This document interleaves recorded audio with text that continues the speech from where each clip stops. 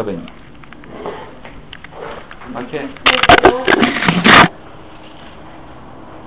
Alors bien, tu participes ou Hein? Je vous écoute, parce que moi j'ai pas rien à dire, je suis désolé. C'est à moi, c'est réglé pour moi. Ok. Je suis à votre disposition, messieurs.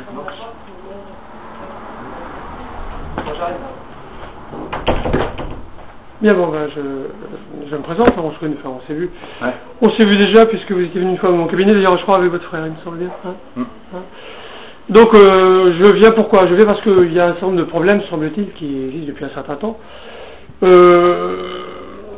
qui font que la famille est un peu désorientée, déstabilisée par donc un certain nombre d'éléments, notamment des courriers. Des courriers qu'elles reçoivent de votre part et qui sont déconcertants et par moments inquiétants, préoccupants. Donc voilà, alors la question c'est ça, pourquoi tous ces courriers, à quoi servent-ils donc dans la mesure où c'est parce qu'ils les imposent et ils ont l'air de déstabiliser les familles, voilà, donc alors d'ailleurs tout le monde en a fait état, enfin votre mère en a fait état, votre mère est venue voir et a fait état de ça, votre frère en a fait état, donc voilà, donc et donc il semble bien que ces courriers-là ne sont pas utiles et déstabilisent les familles. Alors le pourquoi de la chose, alors quel est le pourquoi de la chose? Le pourquoi je suis à la recherche avec ma famille d'une communication saine, sereine, raisonnable, logique et sensée. Ça c'est le pourquoi de la chose. Ensuite vous avez mis un jugement en disant que ces courriers ne semblent pas utiles. C'est un jugement. Ça n'a pas d'intérêt en soi, un jugement. J'ai un objectif qui est d'établir une communication saine, sereine, raisonnable et sensée, et que j'écrive bleu, blanc, rouge, vert, jaune, les mots que j'écris, les mots que je parle, font exploser les gens dans des situations qui sont hors du contrôle de l'écrivain. Et à partir de là, les gens se tournent vers l'écrivain et disent « Il est fou, il faut l'enfermer, il faut lui faire des piqûres ». Par contre, les gens, ça inclut le monsieur qui est en face de vous, il ne peut pas rester calme, il ne peut pas avoir une communication saine, sereine, logique et sensée, il ne peut pas discuter d'une façon gentille, peinard, avec des arguments, avec des écrits, avec quelque chose pour défendre ce qu'il pense. Non, il est là, il n'arrête pas d'ouvrir sa gueule comme un ours mal léché, c'est pas gérable. Voilà.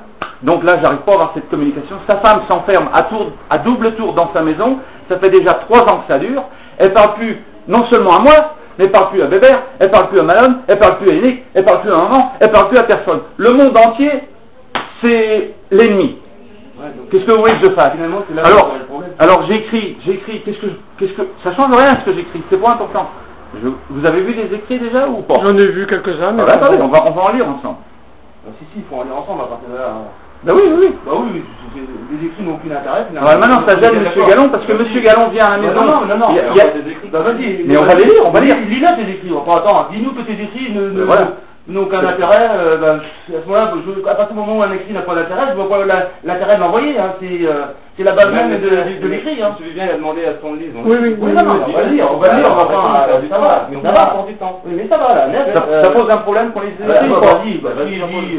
Parce que ce brave monsieur vient ici il y a 2 jours, me dit que j'ai proféré des menaces par écrit, il vient avec un gros paquet, je lui dis sors les menaces, mais comme d'habitude il n'y a rien, non, je peux pas.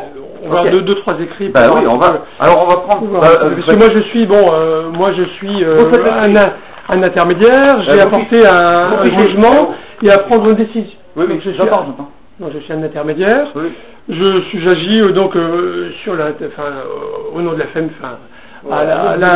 à la demande de la famille, et donc je dois porter un jugement et voir ce qui se passe et prendre les mesures nécessaires. Donc voilà, c'est pour ça que je suis là. Donc, ok.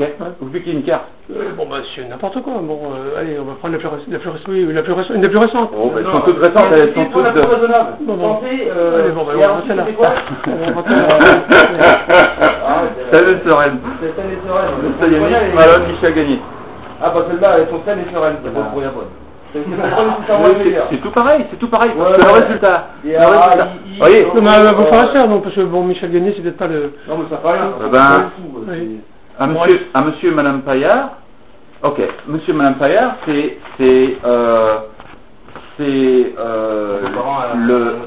le mari à ma sœur.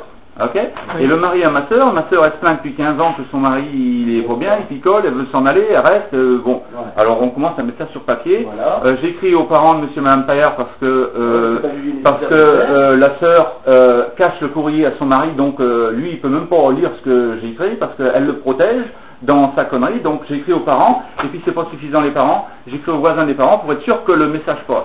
Oui. Alors voilà ce que j'écris ici le 15 mars 2006 à monsieur. Alors c'est tout récent, d'accord. Enfin c'est assez récent. Okay. Ben oui, parce que bon récent il y a à monsieur et madame Paillard, avenue Le Gonidac du Tressan. Bon, mon beau monsieur, alors examinez la façon dont les mots sont cassés en haut. J'ai écrit entre les mots que je vais verbaliser et puis l'écrit, il y a une différence parce que je casse du code à ce qu'on dit. Ok? Donc je vais vous le lire tel que je peux le lire. Votre fils Philippe est malade et empoisonne la vie des gens qui l'entourent. Vous êtes vous-même très malade. Votre autoconviction d'être extériorise tous les signes cliniques zinzin de la maladie grave. Vous êtes présentement, je le sens, de mon Australie profonde, avec mon pif de poche sous l'emprise de la vinasse. Que cela se sache. Il faut que cela cesse, ou gare à votre fesse. Présentement, même que Autocon appelle cela l'alcoolisme profond. Et l'alcoolisme profond, c'est pas cool. Même l'abbé Morlaix le chante sur tous les tons. Ça, c'est Bob Marley qui chante ceci. Nous sommes malades et fatigués de vos ismes-schismes. Mourir n'est pas aller au paradis au nom de Jésus, Seigneur. Nous savons quand nous comprenons. Le Dieu Tout-Puissant est un homme debout, vivant et vibrant. Tu peux tromper quelques personnes quelquefois, mais tu ne peux pas tromper tous les gens tout le saint temps. Alors maintenant que tu as vu la lumière, qu'est-ce que tu vas faire? Nous allons nous battre pour nos droits. En avant. Bah oui, traitez-vous. Honorez vos enfants. Honorez vos petits-enfants. Soyez un exemple de droit chemin sur les chemins tortueux de la tranche de cake vie éternelle universelle. Je vous surveille de mon avion à réaction sans prise de conscience par le nez, par le trou du cul, par les oreilles, par les yeux, par la peau, du cul ou pas, etc., etc. Moi, Jean-Paul Gallon, le gorille de la montagne sacrée, je vais me mettre dans une furie des dieux pas possible à autant contenir et faire tomber toutes les foudres du ciel sur vos têtes d'autocons. Suis-je suffisamment clair ou faut-il que je le mette en rouge, qui tache grossement les papilles gustatives des papilles olfactives du con par le trou du cul pointu? Amitié de ma maison d'été, Jean-Paul Gallon, le canonnier de l'impossible. Donc, ça c'est le genre de lettre qui rend ma famille dans un état délirium pas possible. Mais là, c'est un peu... Non, mais c'est là où l'autre... On peut dire là. Je veux dire à un moment donné... Vous pouvez pas, si vous voulez, c'est au médecin d'agir, vous pouvez pas vous agir, comment voulez-vous agir de votre Australie lointaine sur des gens, Sam? Comment je peux agir? Ben, je vais vous dire, j'écris. Ouais, mais ça sert... j'ai que ça à faire. Oui, qu'est-ce que vous voulez que je fasse d'autre? Qu'est-ce que vous voulez que ça change, ça? Mais c'est pas grave. Ça met les gens en émoi, mais ça met les gens en émoi, mais les pauvres parents, ils ne peuvent... Qu'est-ce que peuvent les pauvres parents à l'état de santé de leur fils? Leur fils, il est majeur, et qu'est-ce qu'il... L'être humain a été sur la Terre depuis des millions d'années. L'être humain est sur la Terre et recherche une paix spirituelle depuis des millions d'années. Avez-vous entendu parler d'un monsieur qui s'appelle Teilhard de Chardin? Oui, bah oui, Teilhard de Chardin, bien sûr. Avez-vous lu Le Milieu divin? Non, j'ai pas lu Teilhard de Chardin, non. Pour quelqu'un qui a vu, c'est clair comme de l'eau de roche. Par contre, quand tu lis... quelqu'un qui a vu et quelqu'un qui n'a pas vu, il ira pas voir comme ça en matin. Oui, mais est-ce que ça veut dire qu'il faut crucifier Jésus-Christ à nouveau? Jésus-Christ a été crucifié, pourquoi? Parce que le mec, il parlait de ce que lui ressentait. Alors, il parlait avec des mots que certaines personnes ne comprenaient pas. Il a eu des fidèles qui le suivent. Qu'est-ce qui se passe? L'ordre établi dit, ce gars-là, c'est un terroriste. Il faut qu'on le mette sur la croix, qu'on le tue. Et c'est exactement ce que font les êtres humains aujourd'hui, et dans ma famille, et en Irak, et partout ailleurs. Et les guerres sont liées à ça. Parce que l'ordre établi, finalement, il y a que de la merde dans l'ordre établi.